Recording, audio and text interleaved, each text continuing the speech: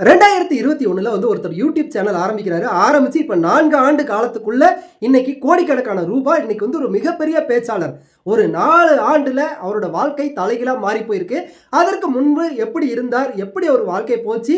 எப்படி வந்து இந்த இடத்துக்கு வந்தார் அப்படின்னு சொல்லி தோண்ட தோண்ட தோண்ட பார்த்தோம் அப்படின்னா, நிறைய நமக்கு வந்து ஆச்சரியங்கள் கொடுக்கக்கூடிய தகவல்கள் வந்து கொண்டே இருக்கிறது. அதை நம்ம சேனல்ல தொடர்ந்து பார்க்கலாம் உண்மை நிலவரத்தை. நம்மலாம் வந்து கொரோனா அப்படின்னு சொல்லி வீட்டில் முடங்கி கிடந்தோம் பயத்தில். ஆனால் வந்து அந்த ஒரு மனிதனுக்கு எப்படி வந்து தோணி இருக்கு பாருங்க. கேட்டால் வந்து மகாவிஷ்ணுவே நேரடியாக வந்து காட்சி கொடுத்தாரு. எனக்கு வந்து வாழ்க்கையில் வந்து அடுத்து நீ இதெல்லாம் பண்ணணும் அப்படின்னு சொல்லி நிறைய எனக்கு பொறுப்புகள் கொடுத்துருக்காரு அப்படின்னு சொல்லி. ஏண்டா பொறுப்பு கொடுத்தாரு அப்படின்னா வந்து உன்னோட உள்ள வெப்சைட்டுக்குள்ளே உள்ளே போனாலே நுழைவு கட்டணம் 2000 4000 நீ எதுக்கு வாங்குற? வந்து இலவசமாக நீ வந்து மக்களுக்கு சேவை செய்தால் தான் நீ கடவுளோட அசத்த போவது யாரு? சன் டிவில ஒரு ஸ்டாண்டப் காமெடியனா அறிமுகமான மகாவிஷ்ணு இன்னைக்கு ஒரு பள்ளியில போய் ஒரு சர்ச்சை பேச்சாளரா இன்னைக்கு உலகெங்கும் அவரை பத்தி தான் வந்து டாக்கா போய்கிட்டு இருக்கு. அவர் கடந்த கால வாழ்க்கையில நல்லது பண்ணாரா கெட்டது பண்ணாரா அப்படின்னு நம்ம வந்து அலசி ஆராய விரும்பல.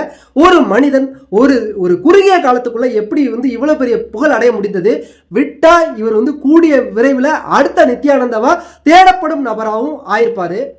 அவர் பேசின எல்லா விஷயங்களையும் மறந்து மன்னிச்சு விட்டுலாங்க. அவர் பேசுற ஒன்னே ஒண்ணு மட்டும் தான் எல்லாருக்கும் காயப்படுத்திருக்கு. முன் ஜென்மத்தில் நீங்க செய்த பாவங்கள் தான் இப்ப இந்த பிறவில நீங்க ஊனமா பிறந்திருக்கீங்க அப்படின்னு சொன்னது மட்டும்தான் அனைவரையும் காயப்படுத்தியது. ஏன்னா எல்லா வீட்லயுமே ஒருத்தர் அது மாதிரி இருப்பார். இல்ல அப்படின்னா நம்ம பக்கத்து வீட்டுல அது மாதிரி ஒருத்தர் இருப்பார்.